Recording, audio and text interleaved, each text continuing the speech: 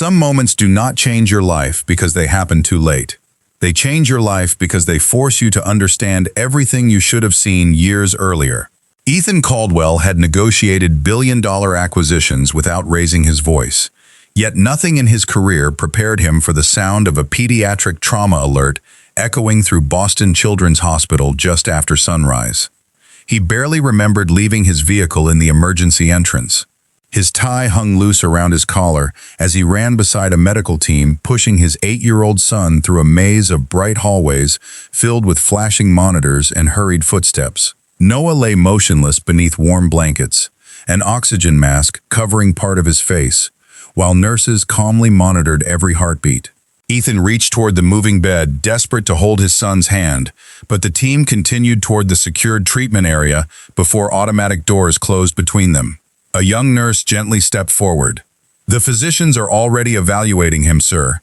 They are moving as quickly as possible." Ethan nodded, but the words barely reached him. His entire world had narrowed to a single thought. Noah had to survive. It was the only promise he had made to his late wife on the day she died 8 years earlier. Moments later, another physician approached carrying a digital tablet.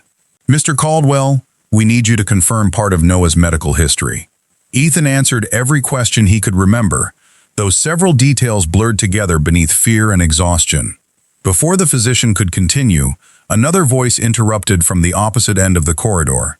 Calm, clear, unshaken. "Do not let him sign anything yet." Ethan turned instinctively. A woman wearing navy blue surgical scrubs walked toward them with measured confidence. Her identification badge read, Dr. Simone Carter, Pediatric Surgery. Her expression remained composed, but her eyes carried an emotion he could not immediately recognize. She stopped only a few feet away and looked directly at Ethan. Time seemed to slow.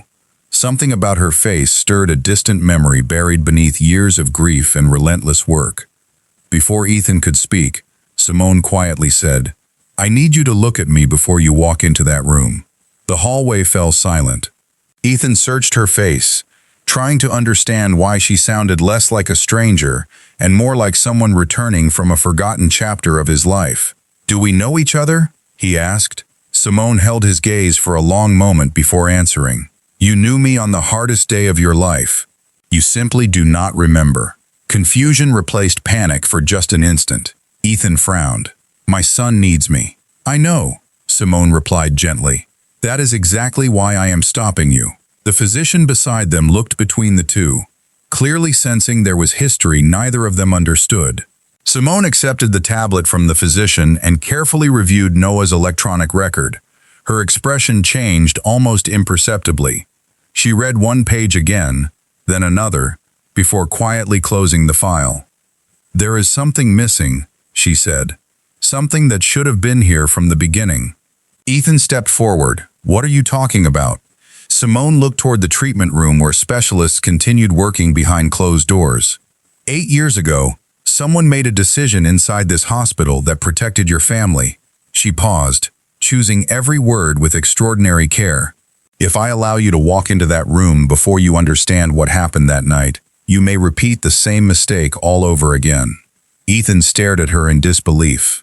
The memory of the day his wife died had haunted him for years, yet no physician, attorney, or family member had ever suggested that part of the story remained unfinished. Behind the closed doors, machines continued their steady rhythm around Noah, while in the quiet hallway outside, a truth hidden for nearly a decade was preparing to change far more than the future of one frightened father. The silence that followed Simone Carter's words felt heavier than the alarms echoing through the pediatric wing. Ethan Caldwell stood motionless outside the treatment area, torn between every instinct telling him to reach his son and the quiet certainty in the doctor's voice that walking away for only a few minutes might matter just as much. Before he could ask another question, the doors opened and a pediatric cardiologist stepped into the hallway. "Mr. Caldwell, Noah is stable for the moment. The team has begun additional testing. We have a little time before any major decisions need to be made." Ethan released a slow breath he had not realized he was holding. "Can I see him?" The physician glanced toward Simone before answering. Very briefly, but Dr. Carter asked me to review something with you first. Ethan looked back at Simone with growing confusion. You keep talking as though you know my family. Simone folded her arms gently, not as a barrier, but as someone choosing her words with care. I knew your wife, Claire, during the final weeks of her pregnancy. I was a pediatric surgery fellow assigned to several high-risk maternal consultations. You met me twice. Ethan searched his memory. Hospital rooms, endless paperwork, specialists coming and going, faces blending together beneath exhaustion. He slowly shook his head. I remember almost nothing from those days except losing Claire. Simone nodded with understanding rather than judgment. Grief has a way of protecting us by hiding details we are not ready to carry. She led him toward a quiet consultation room overlooking the Charles River. Morning sunlight reflected across the water while nurses moved calmly through the corridor outside. Simone placed Noah's electronic medical file on the conference table beside another thin folder retrieved from the hospital archives. When Noah arrived this morning, I reviewed his history because one laboratory result looked familiar. That prompted me to request his original birth records. Ethan frowned. Those records have been on file for years. Most of them have, Simone replied. Not all of them. She opened the older folder and carefully compared several pages with the electronic chart displayed on the tablet. A noticeable gap appeared between two dates, followed by a note indicating that part of the original neonatal consultation had never been digitized during the hospital's system conversion several years earlier. Ethan leaned closer. Is that unusual? It is uncommon, Simone answered, especially for a child with Noah's medical history. Ethan felt his pulse quicken again. Are you saying something was hidden? Simone shook her head. No, I believe something was simply left behind when thousands of paper records became electronic files. There is an important difference. Her calm explanation eased the panic that had begun building inside him. She continued reviewing the documents before stopping at a handwritten consultation summary bearing several physician signatures. One signature belonged to a senior pediatric specialist who had retired years earlier. Another belonged to Simone herself during her fellowship. She stared quietly at the page before closing her eyes for a brief moment. Ethan noticed the change immediately. You remember something? Simone looked up. I remember Claire asking me to make a promise before she was taken into surgery. Ethan's expression changed instantly.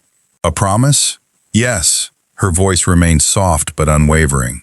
She asked me that if Noah ever faced the same medical condition again, I should make certain you learned the entire truth before consenting to any treatment. Ethan could barely speak. Claire never told me any of this. Simone met his eyes with quiet compassion. She intended to. Life simply gave her less time than she expected. Outside the consultation room, footsteps hurried past as another nurse approached carrying fresh laboratory results from Noah's evaluation. Simone accepted the envelope, glanced at the first page, and her composed expression slowly turned thoughtful. She looked back at Ethan and said, "These results confirm exactly what I feared. The answer to helping Noah has been waiting inside a forgotten record for 8 years. And unless we uncover the missing consultation before the next stage of treatment begins, your son's doctors may never know the final piece of his medical story." Simone Carter did not waste another second. She picked up the retired physician's handwritten consultation notes and hurried with Ethan toward the hospital's medical records department, where decades of archived files had been preserved long after electronic systems replaced paper charts. The records supervisor listened carefully as Simone explained the situation before unlocking a secure archive room containing thousands of carefully labeled storage boxes. Most neonatal files were scanned years ago, the supervisor said, but occasionally supplemental consultations remained attached to separate physician folders.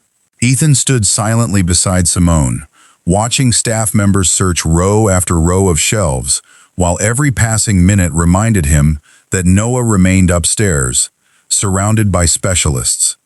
He had built one of the nation's most successful biotechnology companies by trusting data, precision, and preparation. Yet now his son's future depended upon a document no one had seen in nearly 8 years. 20 minutes later, an elderly archivist emerged, carrying a slim gray folder sealed inside a protective sleeve. This was filed under consulting physicians rather than neonatal records, she explained. It appears the cross-reference was never completed during the digital conversion. Simone accepted the folder with extraordinary care, almost as though she already understood what waited inside. She opened it slowly and discovered several handwritten pages attached to laboratory reports that had never appeared in Noah's electronic medical history. Ethan watched her eyes move rapidly across the notes before she stopped at one paragraph and quietly closed them for a moment. "What is it?" he asked. Simone looked at him with calm seriousness. "This is the consultation I remembered." She placed the pages on the table between them. The report described an extremely uncommon congenital cardiac condition that had presented differently than physicians first believed during Noah's birth. The senior pediatric specialist had recommended a long-term monitoring plan extending well into adolescence because certain symptoms might not appear until years later. Every recommendation had been documented, including a specialized genetic screening protocol available only through a small number of pediatric research centers. Ethan stared at the pages in disbelief. "No one ever told me this." Simone gently shook her head. "Claire knew. The consulting physician explained everything to both of you before she was taken into surgery. But only hours later, your entire world changed. After Claire passed away, your immediate focus became bringing Noah home safely. During the following weeks, your primary pediatrician received a summary, rather than the complete consultation. Everyone believed the transfer had been finished correctly." Ethan lowered his eyes toward the report. There was no conspiracy, no hidden deception. Only a tragic administrative oversight buried beneath the chaos surrounding one devastating night. "Can these recommendations still help Noah?" he asked quietly. Simone nodded. "That is exactly why I asked you to wait before making any major decisions today. His current symptoms closely resemble what this physician predicted years ago. If we follow the original monitoring pathway instead of assuming this is an entirely new condition, the treatment team can make far more informed choices." Before Ethan could respond, the pediatric cardiologist entered the consultation room carrying updated test results. Simone immediately shared the newly recovered records. The physician reviewed each page with growing surprise before looking back at Ethan. "Dr. Carter may have just changed the direction of Noah's care," he said. "These recommendations explain findings we could not fully understand this morning." Relief washed across Ethan's face for the first time since arriving at the hospital, but it was quickly replaced by another question that refused to leave his mind. He looked toward Simone and quietly asked, "You said Claire asked you to make a promise before surgery. Recovering this file cannot be the entire promise, can it?" Simone carefully placed the final page back inside the protective sleeve. "No," she answered softly. "This file explains how we can better help Noah today. The promise your wife entrusted to me explains why she believed one day you would need to understand something even more important than his medical condition. And until you hear her own words, you will never truly know what she wanted you to become as his father." The recovered consultation file remained open on the conference table, yet Ethan Caldwell found himself looking far beyond the faded handwriting.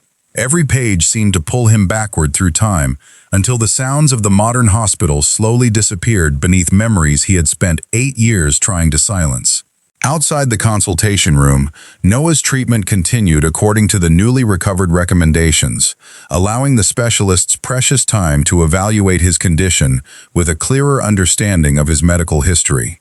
Simone Carter quietly closed the archive folder before speaking again. "There is something you deserve to remember exactly as it happened." Ethan nodded without saying a word. The memory returned in fragments at first. 8 years earlier, the same hospital had felt just as overwhelming. Claire had smiled through exhaustion while reassuring him that everything would be fine, even as physicians explained that complications required constant monitoring. Ethan remembered pacing the hallway, answering business calls he barely understood, convincing himself that solving one more corporate crisis would somehow keep fear under control. He had believed there would always be another conversation with Claire after the doctors finished their work. Life had seemed generous with time until it suddenly was not. Simone's voice gently guided him through the memories. She had been a young pediatric surgery fellow assigned to assist the senior neonatal team that evening. Claire had asked to speak with her privately after learning that Noah would require careful long-term follow-up because of his rare congenital heart condition. Rather than worrying about herself, Claire focused entirely on her husband and unborn son. She explained that Ethan carried every responsibility on his shoulders and often hid his fears behind work, because protecting others felt easier than admitting his own uncertainty. Claire was not asking anyone to shield Ethan from difficult truths. She simply hoped someone would remind him that raising a child required more than solving emergencies. It required being emotionally present through ordinary days as well. Simone recalled Claire smiling gently despite obvious exhaustion. "If something happens to me," Claire had whispered, "promise me you will make sure Ethan never mistakes providing for Noah as the same thing as truly knowing him." Simone had tried to reassure her that such a promise would never become necessary, but Claire quietly shook her head.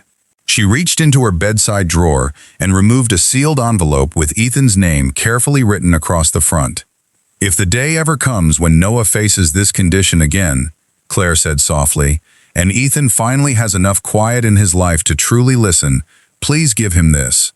Before Simone could ask another question, the medical team returned to prepare Claire for surgery. The envelope was entrusted to Simone because Claire feared that in the confusion surrounding childbirth and medical decisions, it might otherwise be forgotten. Hours later, the night changed forever. Claire passed away from unforeseen complications, despite every effort made by the physicians caring for her. Ethan's world collapsed into grief, while every conversation became centered on helping a newborn child survive without his mother. In the weeks that followed, Simone attempted several times to locate Ethan, but hospital administrators advised waiting until the family had moved beyond the immediate crisis. Months became years. Ethan relocated, expanded Caldwell Biotech into a nationally recognized company, and Noah's early childhood remained medically stable. Simone kept Claire's envelope secured with her professional records, believing she would recognize the right moment if it ever arrived. As the memory ended, Simone reached into her leather portfolio and carefully placed an unopened cream-colored envelope on the table between them. The handwriting across the front had faded slightly with time, but Ethan recognized it immediately. It belonged to Claire. His hands trembled as he reached toward it, yet Simone gently rested her fingertips on the envelope for one final moment. "Before you read her words," she said quietly, "there is one truth about Noah's future that Claire wanted you to understand first, because without it, you might misunderstand everything she wrote." Simone slowly lifted her hand from the envelope and looked directly into Ethan's eyes. "Claire never wanted you to confuse hope with denial," she said quietly. "She knew Noah might one day face another medical challenge, but she also believed he deserved a childhood filled with ordinary joy, instead of constant fear." Ethan carefully picked up the envelope but did not open it immediately. He had spent 8 years believing the greatest tragedy of his life ended the night Claire died. Now he realized that grief had hidden parts of her final wishes behind memories he had never been emotionally prepared to revisit. Before he unfolded the letter, Simone placed another page from the recovered consultation file beside him. It contained the original long-term treatment recommendations written by the senior pediatric cardiologist. Every examination, every follow-up interval, and every future screening had been carefully planned. None of the recommendations predicted an inevitable decline. Instead, they emphasized careful observation, regular evaluation, and timely intervention whenever necessary. Ethan studied the document in silence. "I spent years believing Noah was completely healthy after his early checkups," he admitted. Simone nodded gently. "He was healthy enough to live a full childhood. Claire did not want him growing up believing he was fragile. She wanted him to play, learn, make friends, and dream without feeling defined by a diagnosis. That is why she asked us to protect both his future and his confidence." Ethan lowered his eyes. He remembered Noah asking to join a neighborhood soccer league when he was 6 years old. Ethan had encouraged him without hesitation, proud that his son seemed energetic and fearless. Every annual examination had appeared reassuring because no physician had possessed the complete consultation that had quietly disappeared into the archives. There had been no negligence, only an incomplete picture that everyone believed was accurate. The pediatric cardiologist entered the consultation room carrying fresh imaging results. This time, his expression held cautious optimism. "The additional information from the recovered records has changed our treatment plan," he explained. "Instead of proceeding toward a more aggressive intervention, we believe Noah will benefit from a specialized procedure developed only within the last few years. His prognosis is encouraging." Ethan closed his eyes briefly as relief washed through him. For the first time since arriving at the hospital, hope felt grounded in evidence rather than desperation. After the physician returned to the treatment area, Ethan looked back at Simone. "You protected my family without ever asking for recognition." Simone smiled softly.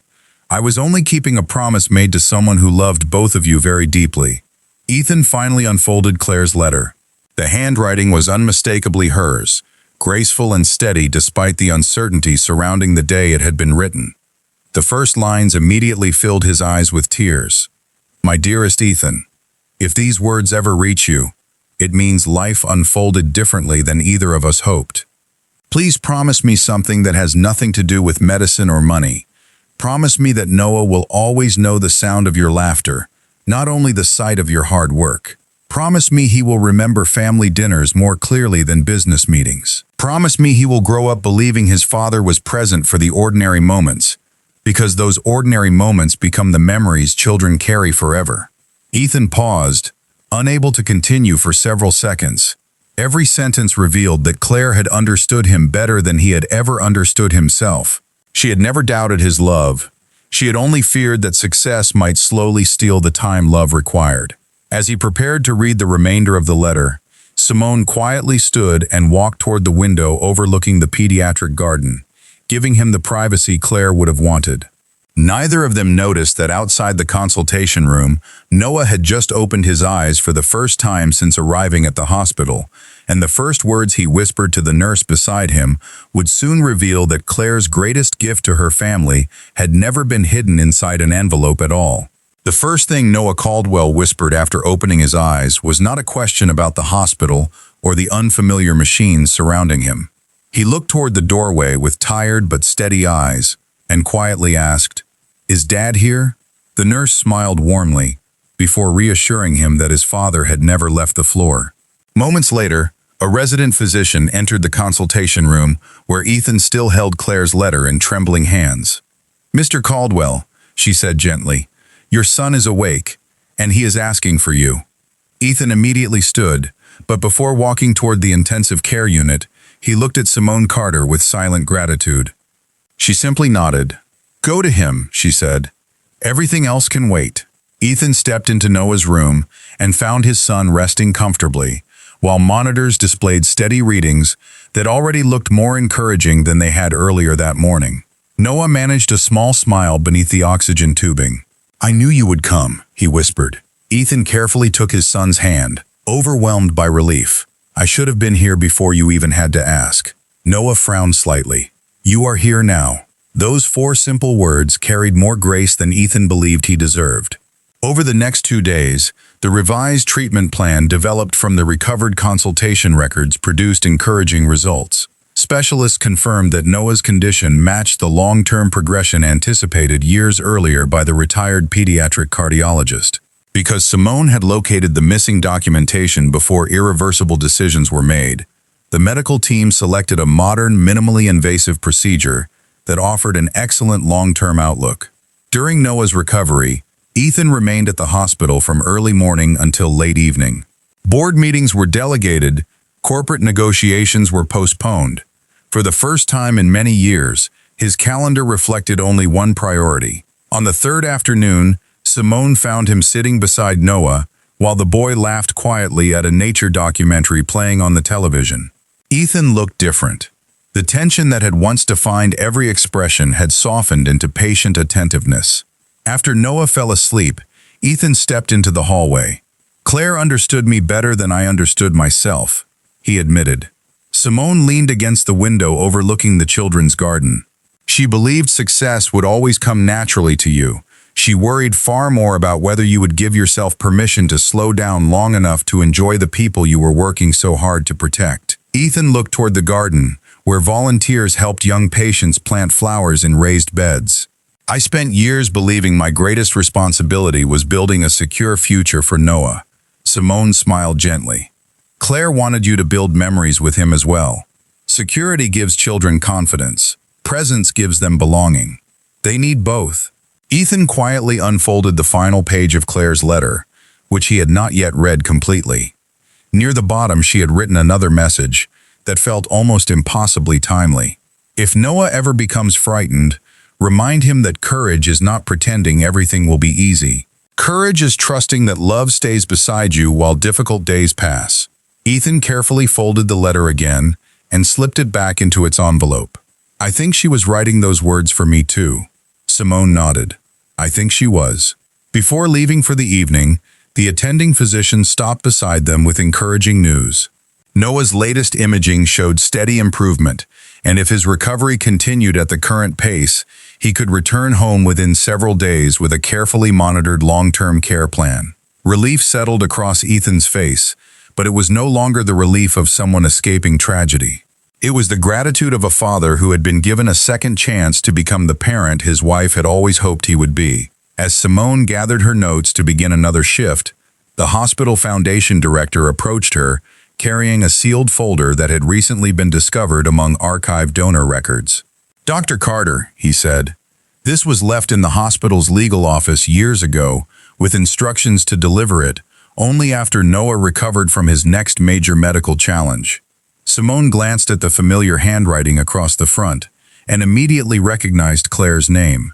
Unlike the personal letter Ethan had already received, this envelope contained instructions that neither of them had ever seen before, and its contents would soon reveal that Claire's final act of love had quietly changed far more lives than her own family's.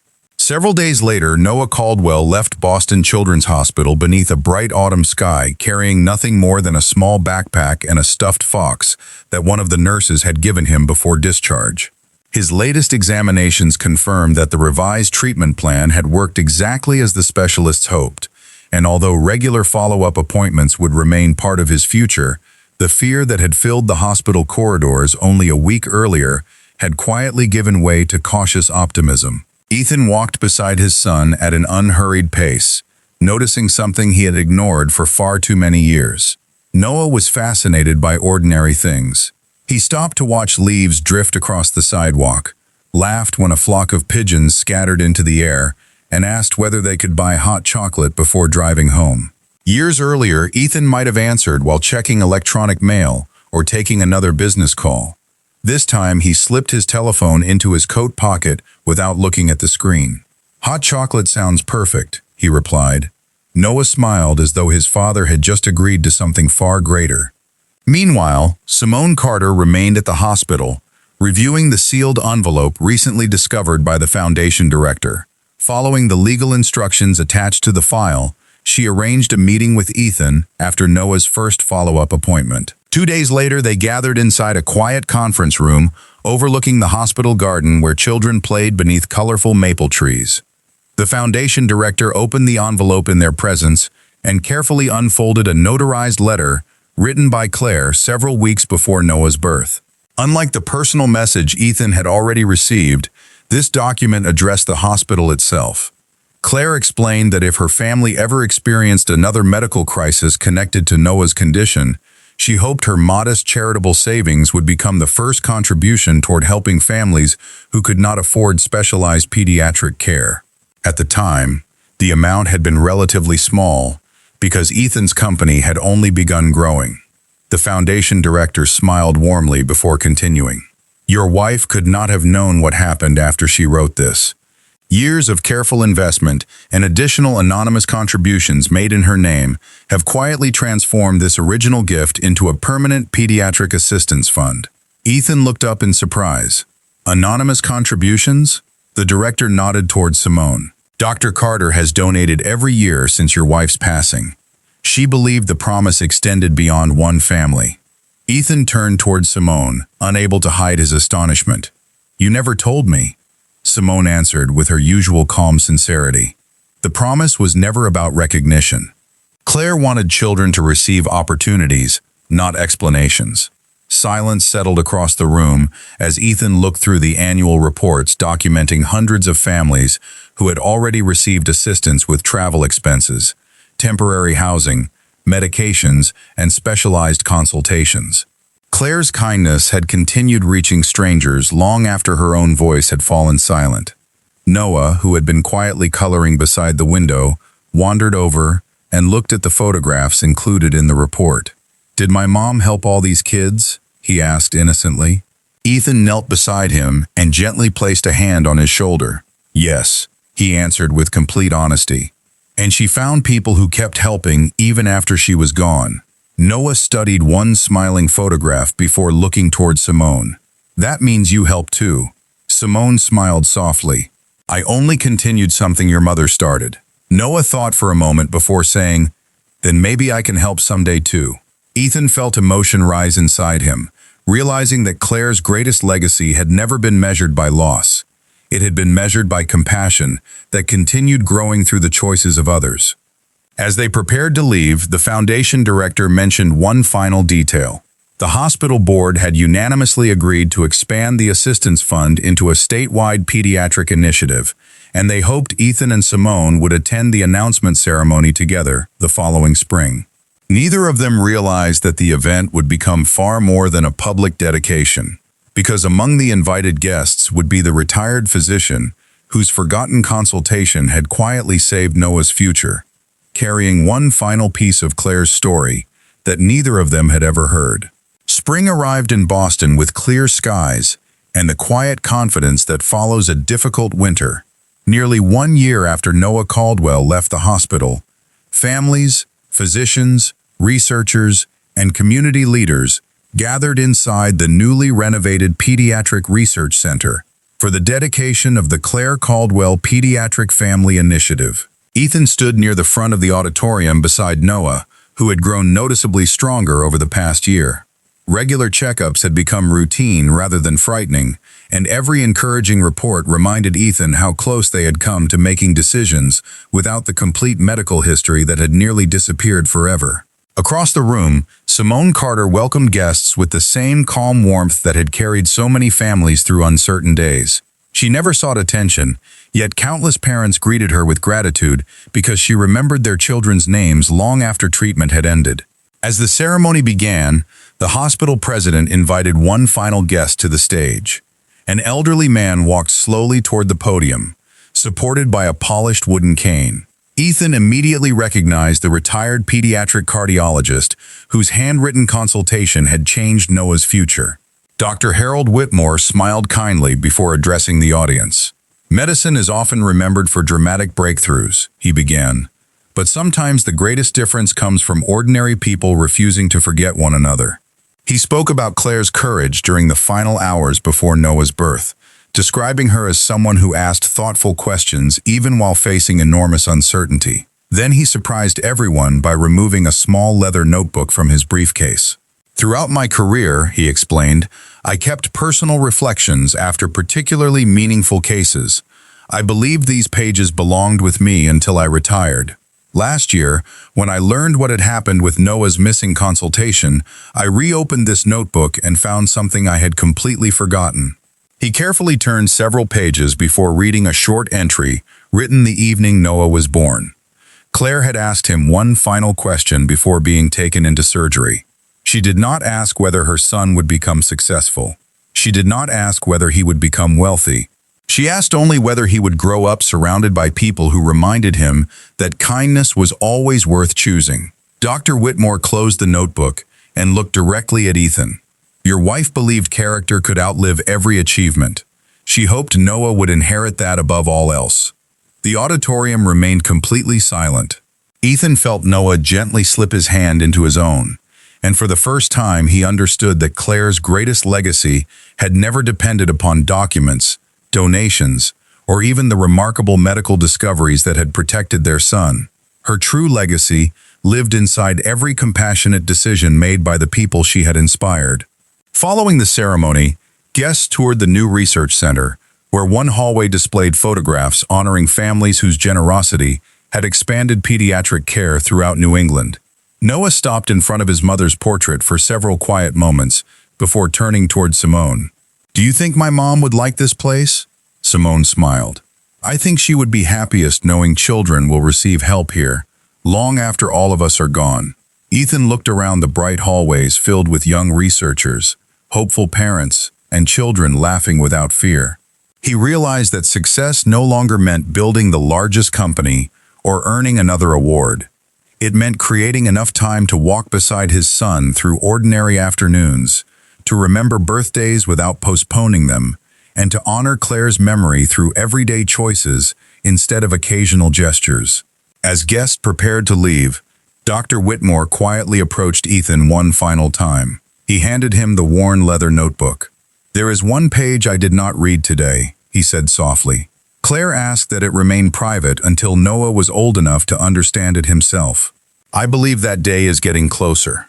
Ethan accepted the notebook with deep gratitude, unaware that the final handwritten page contained one last lesson from Claire, a message intended not to heal old wounds, but to guide Noah through the life that still waited ahead. 3 years passed more quickly than Ethan Caldwell ever imagined they could. Noah no longer associated Boston Children's Hospital with fear. Instead, he remembered it as the place where people had chosen hope, even when uncertainty seemed stronger. His regular appointments became shorter with each passing year, and every encouraging report confirmed that the treatment plan discovered inside the forgotten consultation had given him exactly what Claire had once prayed for: the chance to grow into an ordinary, healthy boy with extraordinary kindness. One quiet Saturday morning, Ethan and Noah walked through a neighborhood park carrying the worn leather notebook Dr. Harold Whitmore had entrusted to them. Noah was now old enough to understand why his father had waited before sharing its final page. They sat beneath an old oak tree while spring sunlight filtered through fresh green leaves. Ethan carefully opened the notebook and turned to the final handwritten entry. Claire's message was simple: "My sweet Noah, if you are reading these words, it means you have already overcome challenges you were too young to remember. Do not let those difficult beginnings convince you that life owes you comfort. Let them remind you that someone always helped you continue forward. When you become strong, look carefully for people who are still searching for hope, because one day you will have the chance to become the answer to someone else's prayer." Noah quietly read the page twice before looking at his father. "Mom believed I could help people too." Ethan smiled through grateful tears. She never doubted it for a second. Noah closed the notebook with gentle care. "Then I want to volunteer at the hospital this summer. Maybe I cannot treat patients yet, but I can read stories to children who are waiting." Ethan felt a quiet sense of peace settle inside him. Years earlier, he would have measured success by quarterly earnings, expanding markets, or another business award. Now, the greatest achievement of his life sat beside him, holding a notebook instead of a trophy. Claire's greatest dream had never been for Noah to become remarkable because of his medical journey. She wanted him to become remarkable because of the compassion he chose every ordinary day. That summer, Noah began volunteering through the pediatric family program established in his mother's honor. He spent weekends reading books, delivering art supplies, and simply sitting beside children whose parents needed a few quiet moments to rest. Simone Carter often watched from the hallway without interrupting. She noticed something familiar in the way Noah smiled at frightened children. It reminded her of Claire. One afternoon, Ethan joined Simone near the hospital garden, where everything had quietly begun years before. "You kept a promise that changed our lives," he said. Simone shook her head gently. "Promises only survive when many people choose to carry them. Claire began it. Dr. Whitmore preserved it. The hospital protected it. You embraced it. Noah is continuing it." Ethan looked through the garden, where families laughed together beneath blooming flowers. "I used to think love was proven by protecting people from hardship." Simone smiled warmly. "Sometimes love is simply making certain they never face hardship alone." As the afternoon sun settled across the hospital courtyard, Noah ran toward them, carrying a handmade thank you card, given to him by a young patient. He proudly handed it to his father. On the front, written in uneven pencil, were only 6 words: "Thank you for helping me feel brave." Ethan looked at the card, then toward the research center bearing Claire's name, and finally at the son who had transformed grief into generosity. In that quiet moment, he understood the truth that had been waiting through every chapter of their journey. Wealth can build hospitals. Knowledge can save lives. Time can heal many wounds. But the greatest inheritance any parent leaves behind is a heart that teaches others how to love, long after its own voice has fallen silent.